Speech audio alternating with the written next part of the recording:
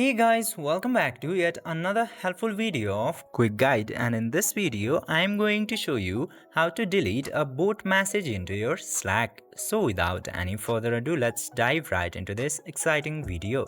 Now in order to delete your bot message into Slack, you just simply have to open the Slack application at first, and after opening the Slack application you will get to see all of your channels into here. Just simply open the channel where you want to delete the message from bot, and after opening the channel you will see the bot message into here.